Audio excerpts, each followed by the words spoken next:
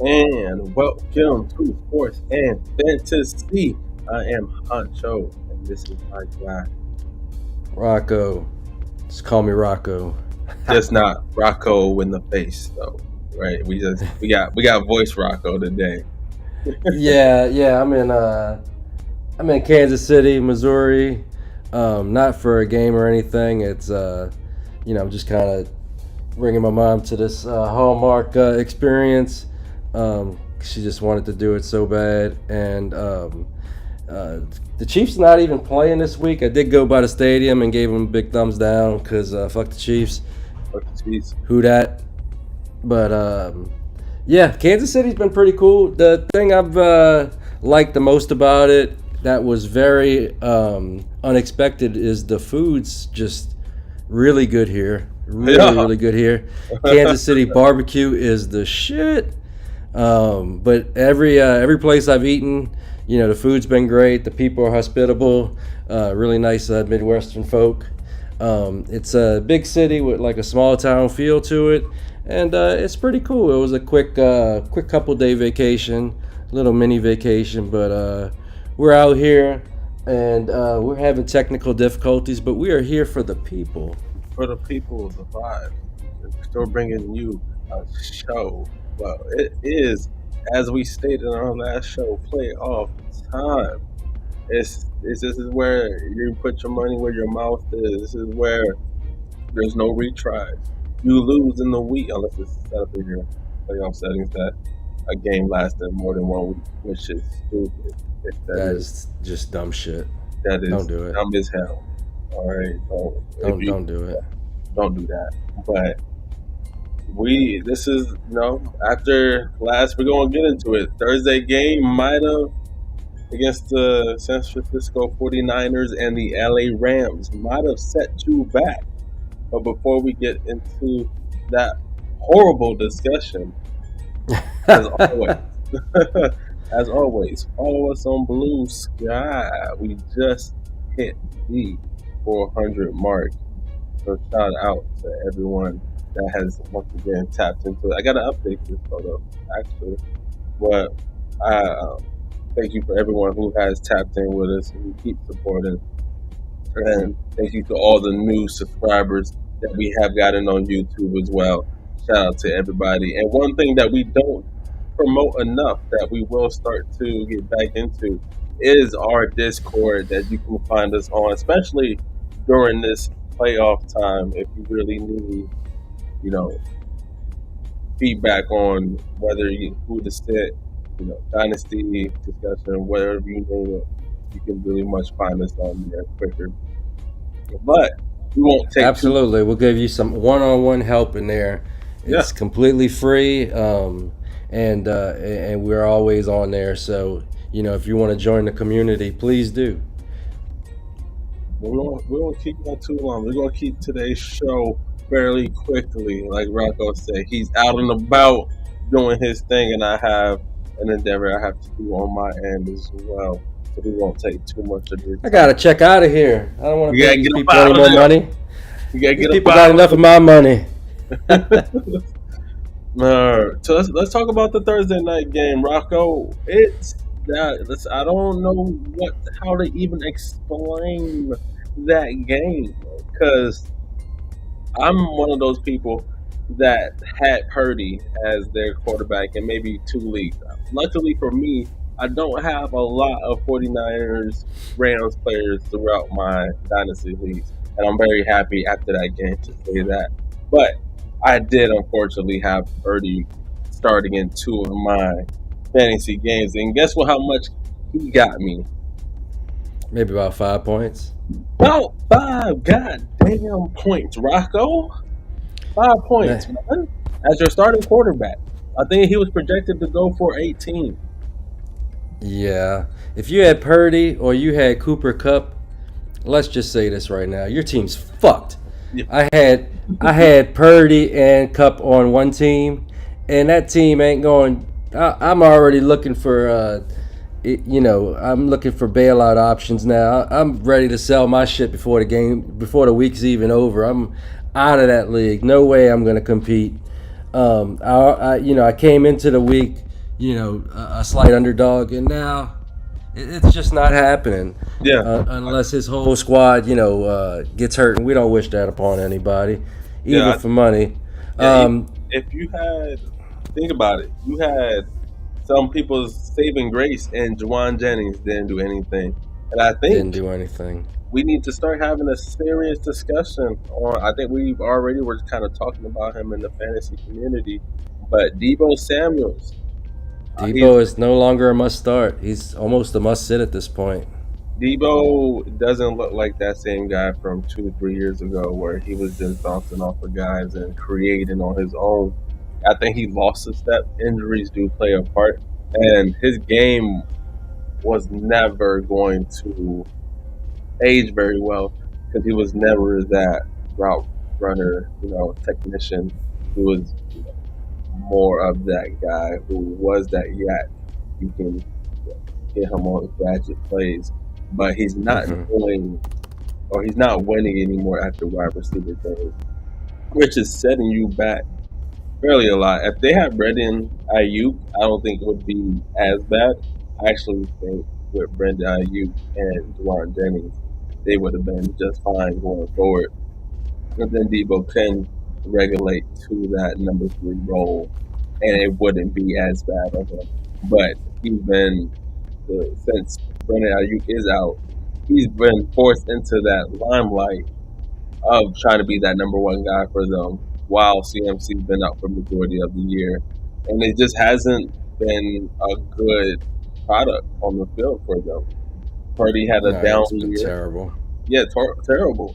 So yeah, it's not good. It's once again, if you had any of those players that started that Thursday night game, you are fucked, bud. You are almost out of there. You're behind the ball so much, Rocco. I'm gonna tell you, the only saving grace from that whole game was that 50-yarder for Puka Nakua. Without that 50-yarder, he would have dudded out as well. I was hoping to get 3 more yards and get that 100-yard bonus in some leagues. Yeah, I love the 100-yard bonus. But besides that, pretty much nobody else was usable. I think you got maybe about 12 points from Isaac Arendo, which was a good sign because Yep, he was looking like he was going to be hurt with the foot injury, and he played and he held all of the snaps. So he performed about as well as you can expect a team that scored 6 points. that He is performed correct. about as well as you can expect from that, but 15, 18 points in a game, that's just not going to win anybody some money. And the last time Debo was been relevant was week 6 when he had 100 yards against the Seattle Seahawks. And ever since then, it's very lame yardage totals, catch totals. Hmm. And he hasn't had a touchdown since week 6. So that kind of sucks. And I So can't. hopefully you didn't buy low on him, and give up anything other than a second round pick, because if you did, it's probably money you could have, draft picks you could have lit on fire, because they're not worth anything now. He's not worth anything now. And I can't say that nobody in that game, had a serviceable game. Because Kyron Williams still had 108 yards, even though it came on I forgot 29. about Kyron. Yeah, good Yeah, call. but it was still on 29 attempts. So he had No 3.7, touchdowns. no touchdowns, 3.7 yards per carry. So volume is always there with Kyron, which was cool. And then you had Puka, and he had a serviceable game. He got you what you needed. Um, Maybe Parkinson randomly got you if you needed a random TE start. He got you maybe in a tight end premium league about 8 points. But other than that, it wasn't a pretty sight just to go out there. Oh, Kittle, if you want to say that was okay, he gave you 4 catches, 61 yards, which it wasn't. I don't think he hit his projected points for the week, but it got you something. Where to Debo 3 catches, 16 yards, which did wonderful, absolutely great things for me because I'm going to get somebody who does very much has Debo as their receiver, and they had Purdy as the quarterback. Love to see it. Wonderful time to be alive. I'm winning a playoff game this week automatically just off this one game. Love it. Yeah, yeah, yeah. It was a very, you hate to see those games as the first game of the week. Your playoff week opening round. Hopefully, if you had some of those guys in that game, you had a first round bye, because if you didn't, you maybe just got enough to just squeak by, or you just got totally screwed. But the thing that stuck with me from that game is that Puka Nakua is the unquestioned centerpiece of the Rams offense. Um, Kyron gets all the carries, so he's going to put up numbers. I don't know, I don't know if that's going to last, throughout the year and into next year. He's not very efficient with his touches, but Puka Nakua is the guy that makes the engine go of that team. He has completely supplanted Cooper Kupp, and Puka Nakua has solidified himself very high in the Dynasty wide receiver rankings, Hmm. because he is the centerpiece of that offense, and he is always going to get his touches no matter what the game situation, as was proven Thursday night. And you know what? You know what? The Thursday night game kind of proved as well that you should be working towards throughout the season, and what is actually an advantage just for these exact reasons, for those weird Week 15 first round playoff games, having those buys, the first place, second place team, having that first week bye. Because I know if I would have, let's say those players have that one weird week, but they go off the rest of the playoff week, you're going to be so pissed. You're going to be so mad that they just had that one dud game and it came in that first round of the playoffs, which got you bounced out. So that's another thing when you're trying to work in the regular season, and if your league has that implemented in your playoff system, to work for those that first and second place to get that first week bye.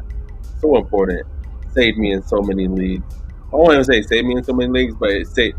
I don't even have to deal with this headache whatsoever. But, Hmm, hmm.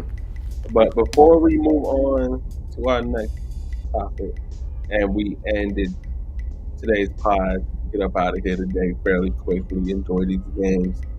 Rocco, check out at his hotel before they charge him an arm and a leg. We Oh man, the parking is comped until 12 o'clock Central Time, so I got to get the hell out of here, because I don't want to give this place any more of my money. no more than Let's money. let's talk about receivers. Let's talk about these top 10 receivers in Dynasty, and we're going to go through 10 through 6 today, and then we're going to go through the rest of those on our Wednesday show. And we're gonna do a little bit different format. I'm gonna do my bottom five of the top 10, and then Huncho is gonna do his bottom five, and then we're gonna discuss. But my bottom five of the top 10, starting at AJ Brown, Mm-hmm. uh, Jackson, Smith, and Jigba, Said AJ Brown. Okay, JSN. we started. I see how we started off. Yes. We coming in hot. We're coming in hot. There's gonna be some names off this list that might hurt some feelings, but this is my list. Okay. Brian Thomas Jr., Oh, Brian Thomas. BTJ, All right, here we go. and a guy. Well, we'll talk about this in a minute. Malik Neighbors at number 7, Okay.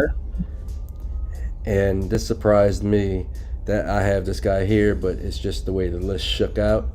Amon Ra Saint Brown Hmm. is my number 6. Hmm. No. Spicy. Hmm.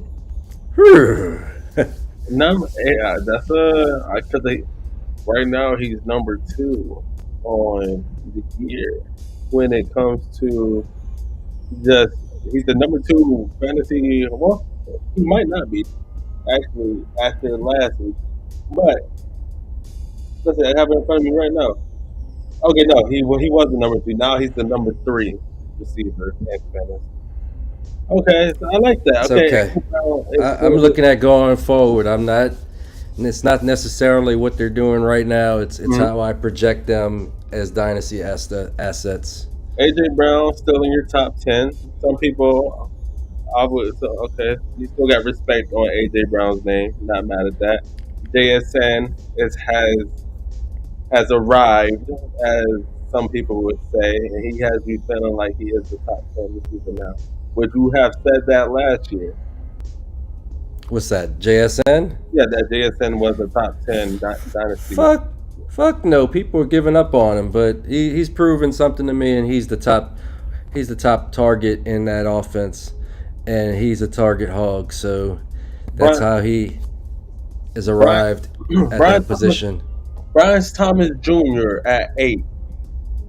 How just off of this season, you feel comfortable putting him there? He's good. He's gonna finish at 1,000 yards, Hmm. six between 6 and 8 touchdowns. He's proven that he wasn't just Malik Neighbors' teammate, and he's put up outstanding numbers in a shit offense. He has quickly established himself as the top dog in that offense, which that offense has some good targets in there, so that was no easy feat. He wasn't coming into an empty room like Malik Neighbors. He quickly established dominance in that wide receiver room. He overtook Christian Kirk, Evan Ingram, and whatever other bullshit receivers they had. Hmm. But he definitely overtook some respectable people in that room. So I think the sky's the limit. I think he's one of the more naturally talented. We're talking about a guy that's 6'2" and runs a 4.3, and he's not just an athlete. He's a good football player. So I think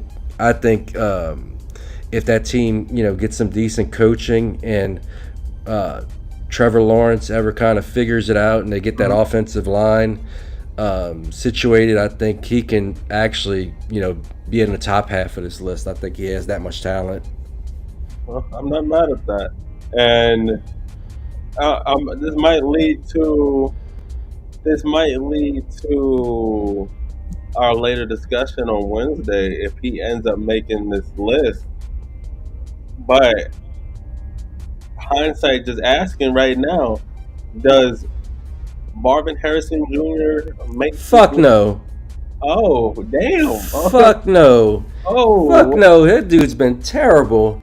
but Malik, I feel like he hasn't had the chance like Malik Neighbors has had because Kyler Murray has definitely missed them on multiple throws. Now I can't say Hey, Malik Neighbors. it's up to him to get a good rapport with his quarterback. If he wasn't, I mean, these are reports. I don't know the guy personally, but it's been reported that he's a tough guy to get along with, and he kind of came into that team, uh, thinking I'm Marvin Harrison Jr. You have to assimilate to me instead of being a good teammate and creating that bond with his quarterback, because his quarterback's going to be there. He's going to be there. And I'm not saying that he can't blow up in year two, but from what I'm seeing right now, he is outside of my top 10. There's been some attitude questions, and maybe that's part of the reason why he hasn't bonded with Kyler Murray. I don't say they have to be best friends, but they have to definitely have that wide receiver QB bond as far as in the passing game, to where Kyler Murray knows where Marvin Harrison's going to be at, and they put up explosive passing numbers together. But it just hasn't happened yet. He is a guy that I have pretty high up, but he is a guy that's fallen from what I've seen this year. And then explain your last two for me. Your 6 and 7, Malik Neighbors and Amon Ra. Having Amon Ra at number 6. That's kind of some I people. love Amon Ra. I love Amon Ra. He's one of my favorite players in the whole league. Mm. And it's nothing against Amon Ra. Some guys have climbed into that top five. I think we just talked about one of those guys that has established himself as a top five player at the wide receiver position, and another guy that's a little bit underrated, but and we'll talk about these guys on Wednesday. But it's no dig at Amon Ra. It's just I like the other guys a little bit better, and I worry a little bit about that target pie in Detroit. We've talked about this on previous episodes. I worry about it because they're such a great running team and their defense is just getting better every year. And they still have other really good targets in that offense. Jamison Williams has broken out all over the place. They still have Sam Laporta. And they're not, just zeroing in on Amon Ra like they've done in the last few years. If Amon Ra was still putting up 1,500-yard seasons, he would easily be in my top five. But the guys that I do have up there, I think, have that potential to do that every year going forward. So this is where I'm at today. Malik Neighbors, I just think he's one of the most talented guys in the league. I think he looks a lot like some of my guys at the very top of my top five. So I just think he's maybe the best athlete or one of the very top athletes at his position, and he's done it in a shit situation with a rotating carousel of quarterbacks. Mm-hmm. And I think if they just put anybody competent, if they get like a Cam Ward, on that team, we may be seeing 1,500. We may be seeing 1,500 yards, and double-digit touchdowns as soon as next year. The sky's the limit. If he gets a real quarterback, I think he could have had a Malik Neighbors, and it wasn't for the concussion and the little knick-knack paddywhack injuries. He could have easily had a 1,000-yard season, one of the better receiver seasons that we've seen. I think he definitely looks like the part. So I do like me some Malik Neighbors. He just needs a quarterback going forward, or whether that is a Cam Ward, which I think is 100% going to be Cam Ward. They're not going to be able to get Shedeur Sanders if he's going to be a Raider, but Cam Ward, I think, should elevate him to that top tier of guys and get him. What's your bottom five of the top 10 look like? So I would agree with you. I would have AJ Brown at number 10. I say that due to, for me, I like AJ Brown. I think he's a dog, but I don't like Jalen Hurts as a passer. I think he's very limited, and that has shown this year. His first year with the Eagles, it was really great. It was wonderful. The second year, not as. I think he had 100 yards, not as much receiving. I mean, he had 100 catches, not as many receiving yards, but still a good year. This year, he's missed a few games. He's down. He's getting older, and like I said, I don't really like Jalen Hurts like that as a passer. They don't really pass like that, but especially with the last game. You can tell his post-game interview. There's just something there between him and Jalen Hurts. So AJ Brown's going to be my number 10. I've got my number 10 spot.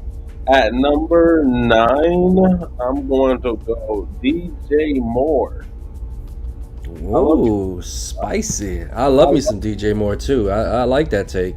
I like DJ Moore. I think he's always been a very consistent receiver, whether it's been Carolina or in Chicago. And yes, Chicago has hasn't had the season that we all thought they were going to have, and Caleb Williams hasn't looked like the generational quarterback that he was described to be.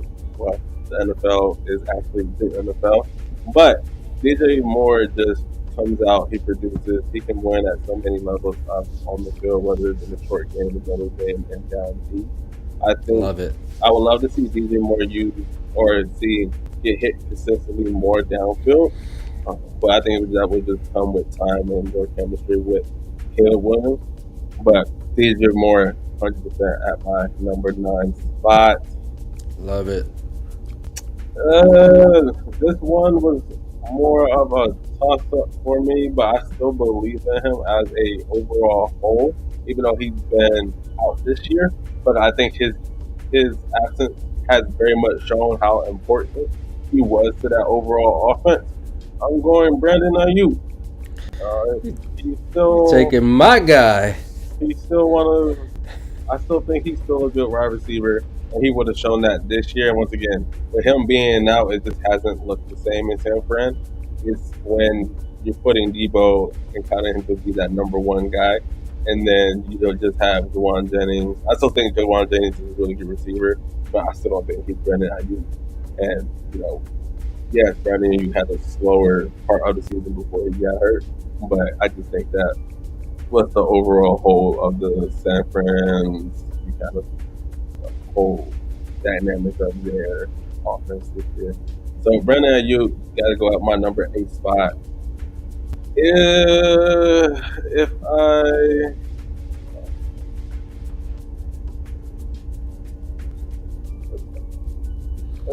this one It's is a getting kind little of tough, huh? it's because I like a lot of these guys. For me, I feel it like the gets deepest position in the NFL, so it's very hard when you really get down to looking at the names. if I had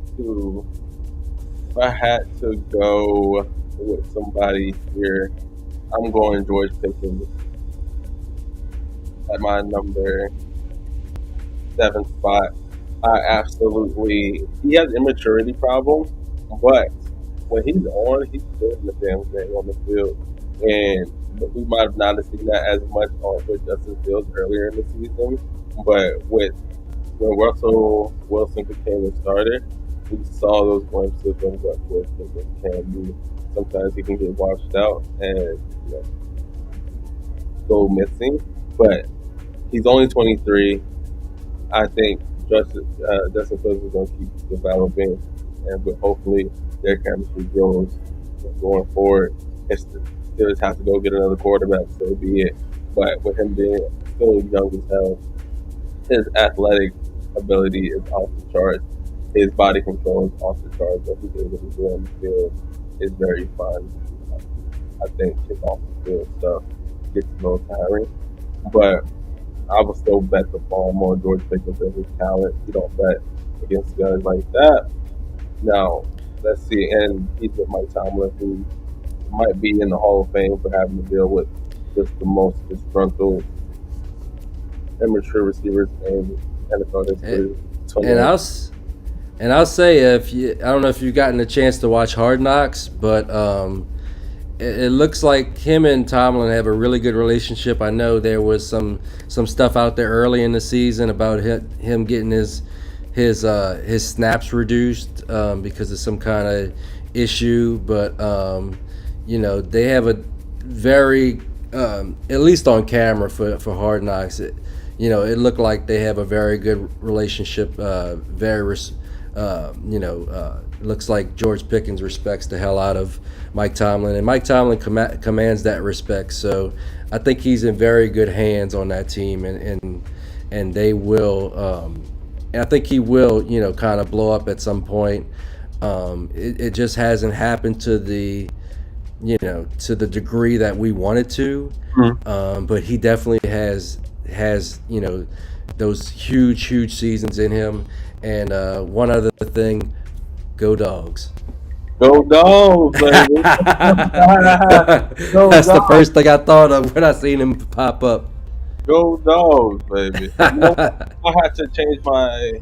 I might have to. I thought about it. I'm gonna change this person out. I like Brandon Ayuk, but when I started thinking about it, I like this guy just a little bit better, just because of how young he still is. And I feel like we haven't even got to his untapped potential yet. So I'm gonna go ahead and put my guy back in here. Sorry, Brandon.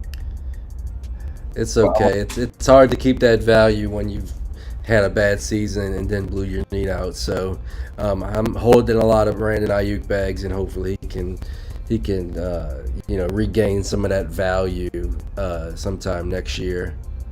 what I will go is Drake London at that 8 spot. You know how I love my boy, and you know I can't leave my boy about that top 10. Oh, he was a hard cut out of my top 10, but he just barely missed it. Mostly because he just hasn't had the counting stats yet. But when you watch him play, he's one really good quarterback season away from really jumping up into that higher echelon. He started the season out great, and then Kirk Cousins fell off a cliff, and some of his production went with Kirk Cousins. So maybe Michael Penix can revive the Drake London belief in the Dynasty community. But I What see if, you still believe. what if I told you Drake London was seventh, top seventh for receptions this year? I believe it because he started out so damn hot. Um, but it What if I just told you Drake London was number 9 in receiving yards this year? that would surprise me. And then, I mean, I can't really talk on his touchdowns. He's had 6 touchdowns this year, but targets wise, he's in the top 5 of wide receivers this year. Crazy. That's what I'm saying. Like he's so close to jumping in that upper Because of, echelon. because If of he that, just had decent quarterback play, he somebody, probably wouldn't even be in the he wouldn't be 6 to 10. He'd probably be closer to that top 5 mhm, if that's he just could just get a little bit of just don't shit the bed every Sunday, Kirk Cousins. Come on, man. come What the on. hell's wrong with you? And you just crapped on my Michael Pitts shares. Kyle Pitts, I'm sorry, Kyle Pitts shares. I'm blaming you. I can't blame my guy. Well, I should probably blame Kyle Pitts too, but um, you know, uh, Kirk Cousins makes an easy scapegoat on this one because he throws 3 interceptions every week. I feel like my list going to keep changing here because when I try to keep going through these guys, I'm like, he should definitely be on here. But my number 7 guy is going to be Nico Collins. Oh, I think he is a dog, man. When he is healthy, when he is, not limped up, not feeling him, and their offense is humming like it, we all know that it can. Nico Collins is one of the most dangerous, height, speed specimens on the field, being a true 6'3", 6'4" speed demon. He can go up, he gets the ball, he can beat you downfield, he can take those short intermediate routes and take them to the house. I love me some Nico Collins, especially in that Houston Texans offense. You can never go wrong with Nico. A healthy one at that. And he's still young. Love that for him. So, I love Nico Collins. yeah, Nico Collins at my number 6 spot. And I'm still He looking is. at, and I'm like, yo, I might have to move. Like Garrett Wilson. Oh, he could definitely be in my. It's just, I don't know. Some guys might get left off. Just I think Garrett Wilson, the talent is there to be a top 10 guy. The problem is he plays for the Jets. So hopefully he can extract himself from that situation. There's been some rumors of him wanting out, so hopefully he can go somewhere where he can he could spread his wings and place himself in that top 10 because the talent is there, in my opinion. And that is our first, like 5 picks through our top 10, man. That's how we feel about those guys. So I think for the most part, if you can't tell, Rocco's going. There's a few rookies on his list that he feels has jumped already over some of the guys on the likes of my side. Yeah, I put a lot of stock in early production at wide receiver, and both Brian Thomas Jr. and Malik Neighbors have a chance to get to 1,000 yards as rookies, and that's no easy feat for a rookie wide receiver. And I just think not only are they going to put up the numbers, they are also 2 of the most naturally talented guys in the league. I like that we're still, very high on AJ Brown. I think that his yards per route run are still super, super elite. I'm looking at it; he's top 3 in the league. Yep. So if you throw him the ball, good things will happen. Jalen Hurts, get your head out your ass and get that man the ball. You're going to wind up breaking down Saquon if you give him 30 carries every game. And you don't want to break that man down when you're this close to the playoffs. Throw it to A.J. Brown. Get some easy yards. Get those 30, 40, 50-yard rips and make it easy on yourselves. Don't give Saquon 30 carries. Save those 30 carries for the real playoffs, not the fantasy playoffs. And I'm saying this mostly because I got a shitload of A.J. Brown, and I need him to smash today. I have none. I got rid of mine last year after he scored. He love some A.J. Brown. I ain't want no problem. But I still believe in AJ Brown. I still love him as a prospect. Still love him as a player. I think he's, when I think of that bully ball receiver, that's AJ Brown. He'll hit you going up for the ball. He's just a dog. I like that. Yeah. It reminds me, not like stature wise, but it's the demeanor. He reminds me of Steve Smith, of how he's in your face. He wants you to know that he's there. So I love me some AJ Brown. Do I like him on my team? No, because he plays for the Philadelphia Eagles and Jalen Hurts is throwing him the ball. But when I see him going down the field, I see a little bit of T.O. He's a dog. Yeah, it's a very similar size. Very similar size and both bullies at the position. But I think one thing I take away from looking at both our list is just how talented the wide receiver position is, because we have completely different lists for the most part outside of AJ Brown, and it's hard to argue with either of us because these guys are so good and so bunched up, and these passing attacks are just lucky to have so many good options. At the wide receiver position, by far the deepest skill position in the NFL. And I can't wait to see what 2025 brings, because it's just this position that keeps getting stronger every year. And that is our show today. Thank you everybody for tuning in. As always, it's been a wonderful time. Rocco, my boy, you know how I feel about you. Thank you for always tuning in, chopping in with your boy, and bringing the vibes. Yeah, we'll be back Wednesday, and hopefully by Wednesday you're not going to see a pulsating R as my face, and you'll see, I'll be here in the flesh to talk about our top 5 wide receivers. Yes, sir. Safe travels. Thank you, sir. I'm getting the hell out of Kansas City. I'm getting the hell out of this hotel room, and I am not paying $25 more to this hotel. I'm getting the hell out of here.